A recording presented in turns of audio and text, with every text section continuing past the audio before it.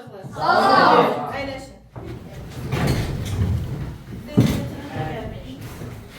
Çox nəfər. Uşaqlar, deməli, sizə sual verəcəm. Siz isə mənə cavab verəcəksiniz. Əlinizi qaldırın, durğuzacam, cavab verəcəksiniz. Aydın oldu bu da qədərdir. Tamam.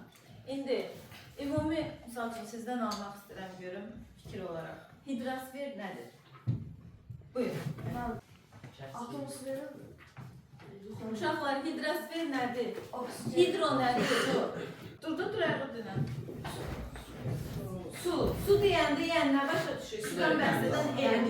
Su deyəndə bir coğrafi baxımdan nələr var? Okeanlar, göl, başqa əlavə. Ayağa qalxın deyin.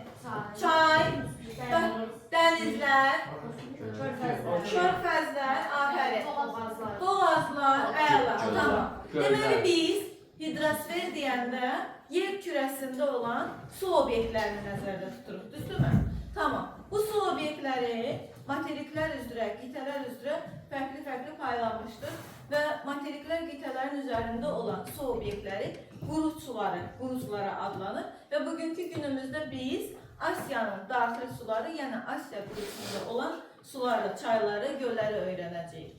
Asiyanın daxili suları haqqında ümumi məlumat verib, Asiyanın daxili suları da oldu bizim bugünkü dərsimiz. Asiya qitəsi bildiyimiz kimi bu ərazidir və bizə bugünkü gün bu ərazinin çaylarını, göllərini öyrənmək olacaqdır dərsimiz. Asiya qitəsinin daxili suları, deməli, Sibirin çayları, Şərqi Asiyanın çayları, Cənub-Qərbi Asiyanın çayları, Mərkəzi Asiyanın çayları olaraq qruplaşdırılır və gölləri olaraq qruplaşdırılır. Və Sibirin çayları qışda donan çaylardır. Onlar qar və yağış suları ilə qidalanır. Mən sizə qısa məlumat verəcəm Şafa mövzu haqqında. Daha dərin məlumatları siz kitabı mövzunu oxumaqla və orada tapşırıqları yerinə yetirməklə əldə edəcəksiniz. Şərqi Asiyanın çayları muson rejimli çaylardır. Muson küləyi yay ərzində gələndə ora bol rütubət gətirir və bu məntiqlə yanaşanda orada olan su hövzələri, çaylar xüsusilə yayda bol sulu olmuş olur. Qışda isə əksinə suları azalmış olur. Cənub-Qərbi Asiya çayları Türkiyə ərazisindən başlayıb İran körfəzinə və yaxud da Qara dəniz, Araq dənizinə axan çaylardır. Bunlara da misal üçün Dəclə, Fərat, Qızılırmaq, Yeşilirmaq çaylarına misal gətirə bilərik. O çaylar İran körfəzinə və oradan da Hind okeanı hövzəsinə aid olmuş olur. Deməli, Sibirin çaylarına Ob, Yenisey, Lena, Peçora və Mərkəzi Asiyanın çaylarına isə biz Amudərya, Sırdərya, Qaşqadərya, Tarim kimi çayları misal gətirə bilərik və bu çaylar Mərkəzi Asiyanın çayları daxili axarsız hövzə hesab olunur. Niyə? Daxili axarsız hövzə odur ki, həmin çaylar gölə tökülür və okean hövzəsinə aid deyil. Məsələn, Xəzərə tökülən çaylar var, Aral gölünə tökülən çaylar var, Balxas gölünə tökülən çaylar var və bunlar daxili axarsız hövzə hesab olunur. Aydın olduğu bura qədər. İndi qrup işi ilə dərsimizi davam edirik. İkinci, üçüncü, dördüncü qrup. Sizə verilən tapşırıqları 5-10 dəqiqə ərzində yerinə yetirirsiniz. Hər qrup öz daxilindən bir nümayəndə seçir. Hansı ki, həmin o nümayəndə yazdığınız tapşırıqları lövhədə gəlib danışacaqdır. Və qrup daxilində təbii ki, əməkdaşlıq olmalıdır və nizam-intizam yerində olmalıdır. Məlumata da qiymət veriləcəkdir və hər hansı bir qrupdan hansısa bir artıq əski söz eşitsəm, qrupun balı aşağı düşəcək. Aydın oldu?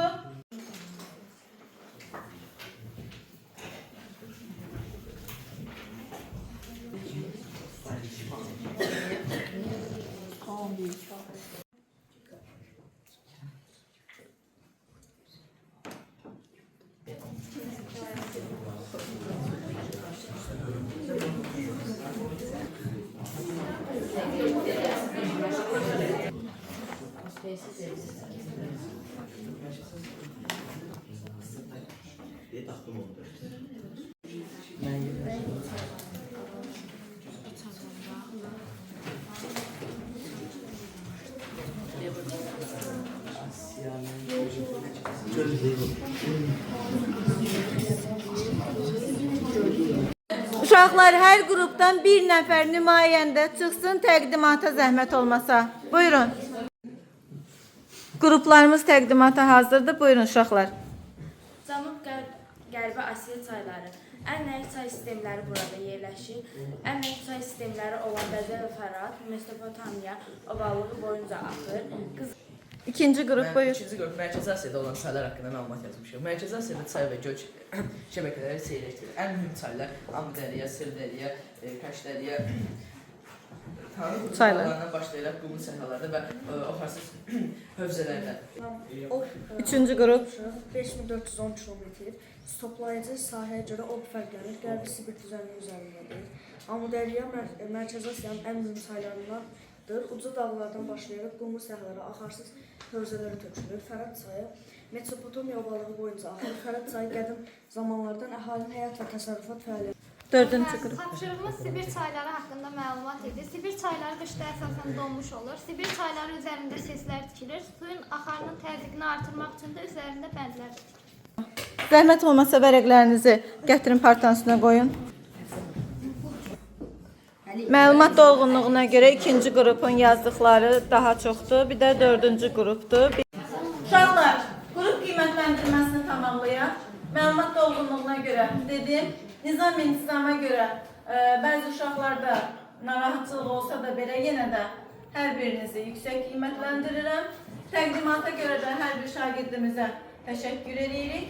İndi isə qiymətləndirməyə keçəndə 18 birinci qrup bal alır, 19 ikinci qrup bal alır, üçüncü qrup yenə 19 bal alır, dördüncü qrupumuz isə 20 balla qiymət. Deməli, lövhədəki çayları uşaqlar gəlirsiniz, dünyanın fiziki xəritəsində yerləşdirirsiniz. Qrup nümayəndəsi bir nəfər gəlsin.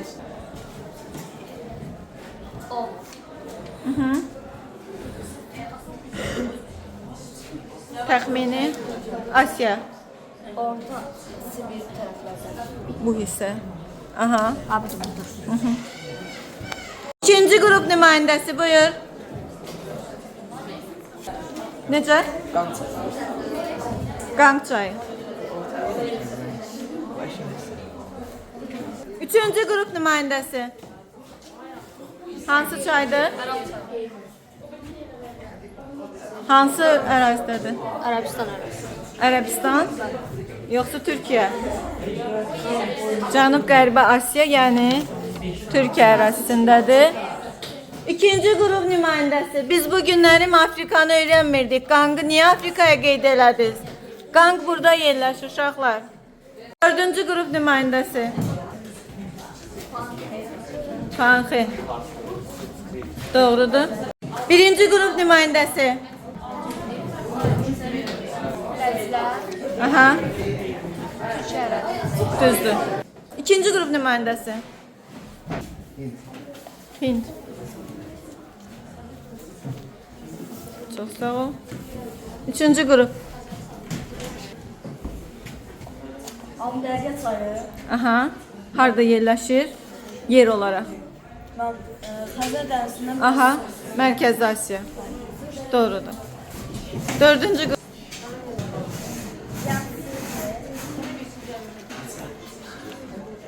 Hansı istiqahara aiddir? Yəni Asiyanın hansı hissəsinə aiddir? Şərq hissəsinə, doğrudur. Birinci qrup nümayəndəsi.